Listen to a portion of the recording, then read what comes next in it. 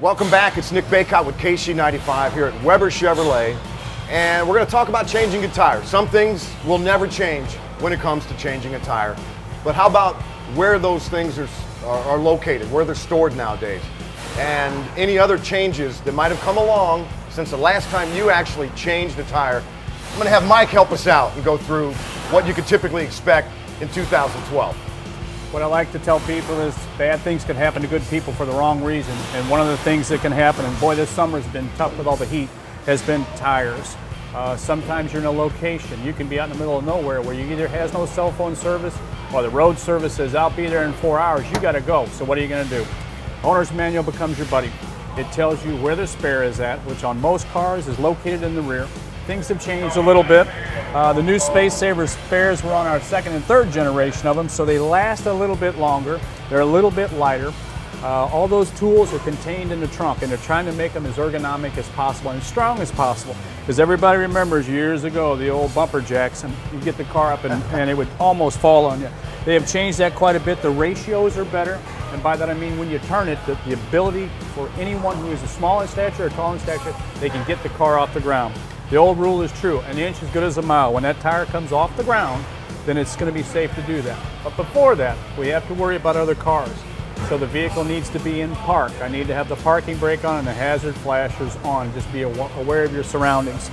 Once you've got those tools out of the back, the old tire that's either shredded or hurt is here. We take out our handy dandy Swiss Army lug nut wrench. Then I'm kind of simulating here, but if the vehicle was on the ground, you want to take these lug nuts and loosen them up to the point where you can just get that one good half a turn, no further when it's on the ground. Then you jack the vehicle up. That's going to give you the ability to be able to move this around. And just like my favorite old Christmas movie, if you lose one of the lug nuts out of the 5, it's okay. These are all temporary devices, so all we're looking to do is get the spare on that you've checked, it's got air in it, right? Nothing worse than putting on a spare that's flat and going your 50 miles to gain service, so you can either replace it, repair it, whatever you need to do. Again, the leverage is here. It makes it easy as pie. When you got your lug nuts off, put them in a pile, switch your tire, put this bad boy back on, and then going back together, it's kind of a subjective thing. Over tightening a lug nut can be just as bad as having it too loose. So they've kind of got this, and it's one of those kind of things a guy practices with just enough force to where it kind of starts to stop. Go around in the same pattern that we had, just where it stops. You don't need a whole bunch of torque at this time.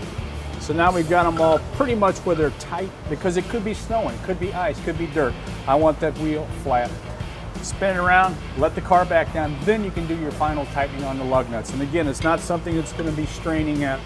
These will go down to about 100 foot-pounds, and it's very easy to do. So if you grab the tire and just kind of push till, again, it's kind of a subjective thing. You get just a little bit of a shake, perfect. You can operate the vehicle at 50 miles an hour for 50 miles. They'll go a little longer than that, but that's what they tell you that would be safe. Because everybody's seen cars driving around for weeks with these on it. They're not designed for that. They're designed to get you someplace safe and sound. Once again, when you come in for us, we have to do this. All these tools get restored. We don't have to worry about stuff like that. We put it back for you. Get the fresh tire on, and you're free to go. So, very good. It happens. With that, it's Nick Bacott for KSHE 95 saying, hope you learned a little something about changing tires. We'll see you next time. And once again, remember that Weber Chevrolet is proving how in touch with modern technology they are by having their smartphone app. It's easier than ever to schedule an appointment no matter what needs to be done to your car at Weber Chevrolet.